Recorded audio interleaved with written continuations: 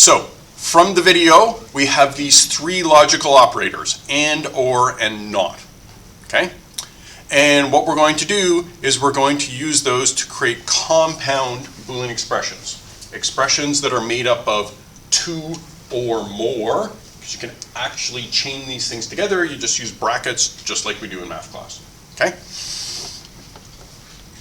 And to understand how this works, you have to make sure that you understand how the truth table works. So for a not truth table, if I start with true, I end up with false, and the opposite is also true. The and truth table gets me true if they're both true. Every other situation gives me false. For or, you always get true if one or both of them are true.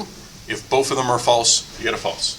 So as long as you understand those three things, you can build up any kind of weird, complex Boolean expression that you actually want. Okay? In the standard form, it would look something like this. We would have our Boolean expression, and we just stick not in front of it. Okay? If we're doing and, you would have a single Boolean expression, just like math class, we put it inside brackets. You have a completely different Boolean expression, and you just use and in between. Or and or. Okay? In programming, you will either see the words not, and or. Okay? Or you might see these symbols.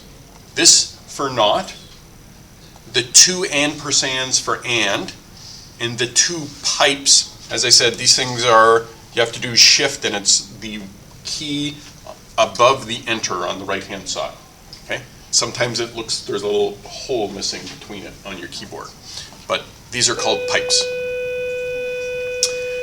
Okay, so I'm going to step through this problem here, that to pass the course, you have to pass the term, and you have to pass the final project.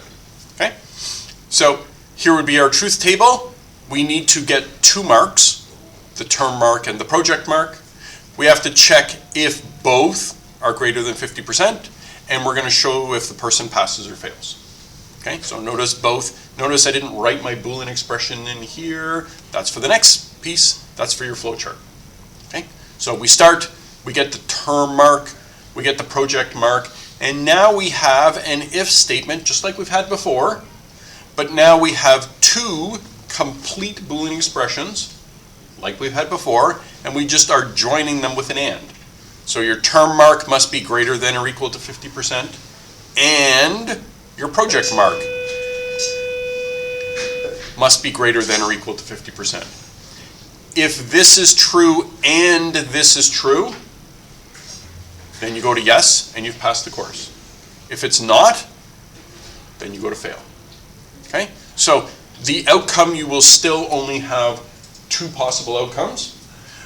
But what's happening is you're evaluating this, then you're evaluating this, then you put the 2 together, you evaluate them, and then you carry on. Okay? In a pseudocode, it would look like this. You get both of them. We have 2 separate and distinct Boolean expressions, and then we just concatenate them with an and then we have 2 possible outcomes. Okay? So here's my program once it starts up again.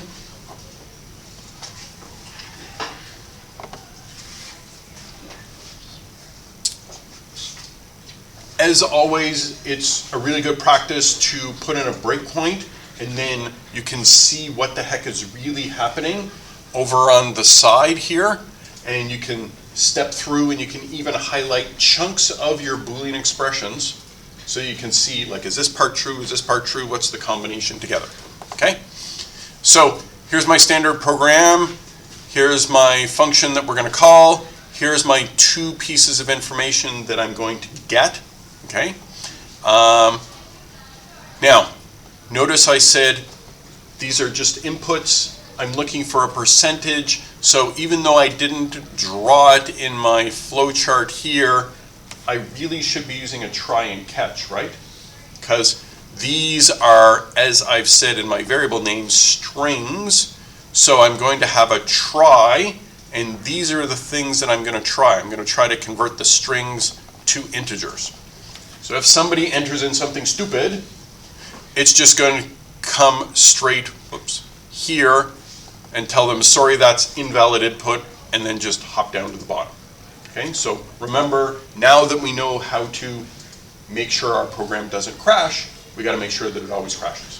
When you're doing your program, you should include the try and except inside your flowchart. Okay, I just did it so that I'm not confusing people with the new concept, but when you're doing it, you should include try and except from now on if needed. So if these actually work properly, then we're going to go to the else part, and notice here is my compound Boolean expression. Now remember, in Python, we do not put Boolean expressions inside brackets. Many other languages you do, Python you don't. And Python just uses the reserved word and. Okay, so they actually use and, not an or, just the word as it normally is. So I'm going to put a breakpoint right here, and we're going to run our program.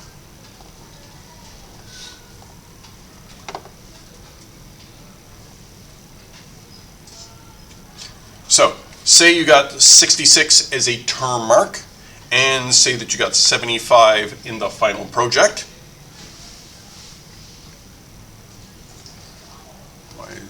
Oh, I already had a breakpoint up here. Okay, so it's going to enter my try. It's going to try to convert these. So watch up here, and you should see integer variables being created.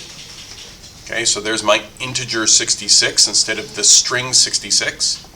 Here's my integer 75 instead of the string 75. I'm just going to move the call stack down. So now I'm down here. Remember, you can highlight, alternate click, and go add watch. So this particular Boolean expression is true. We can check this particular Boolean expression. And we can even grab the entire thing and watch it. Okay, so this is and, so clearly if it's true and true, we should get true, and we do, so it should tell you that you passed the course. Okay, so it'll print that out, and we're good to go. Now let's do an example where they are not doing so good. So run that again. Okay, say you did like really well in the term, but for some reason you just didn't show up for the final project at all. So you get 0%, okay?